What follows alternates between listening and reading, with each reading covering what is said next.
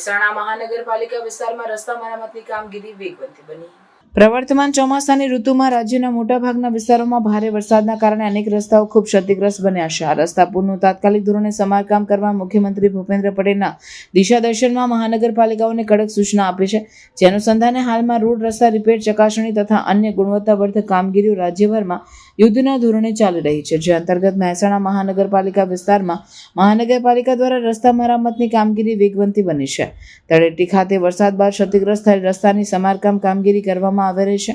Municipal commissioner Ravindra ખતારીએ તળેટી ખાતે ચાલી રહેલા રસ્તા મરામતની કામગીરીની સ્થળ મુલાકાત લઈ મરામત કામગીરીનું નિરીક્ષણ કરી રસ્તા મોટરેબલ બનાવવા જરૂરી સૂચનાઓ આપી હતી।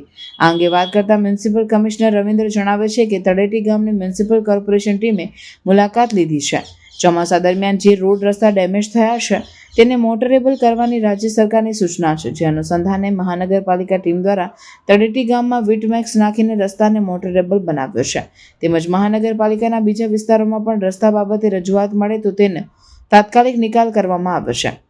આ મુલાકાત દરમિયાન deputy municipal commissioner AB Mandori, assistant engineer Jatin Patel હાજર રહ્યા હતા। Mandori, deputy municipal commissioner Mehsana. મહેસાણામાં જે હમણાં ચોમાસાની જે સ્થિતિ છે જેના કારણે જ્યાં રોડ રસ્તા ઉપર ખરાબ થયા છે, જ્યાં રોડ રસ્તા પર કાદવ થયું છે અને અમુક રસ્તા ઉપર ખાડા પડ્યા છે, એ બાબતે અમારી ટીમ કામ કરી રહી છે।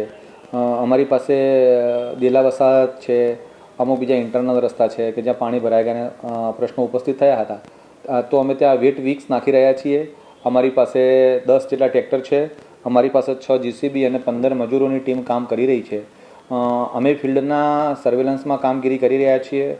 2 ડેપ્યુટી કમિશનર, અમારી એન્જિનિયરની ટીમ અને કમિશનર શ્રી ફિલ્ડમાં જઈ રહ્યા છીએ। જ્યાં જ્યાં અમને આવું જણાય છે કે જે જગ્યાએ રસ્તા ખરાબ છે ત્યાં બી અમે આ કામ કરી રહ્યા છીએ। વધુમાં લોકોની કમ્પ્લેનો આવતી હોય, સોશિયલ મીડિયાના માધ્યમથી અમને જ્યાં જાણવા મળતું હોય ત્યાં અમે આને સઘન રૂપે ઝુંબેશ રૂપે આ કામગીરી કરી રહ્યા છીએ।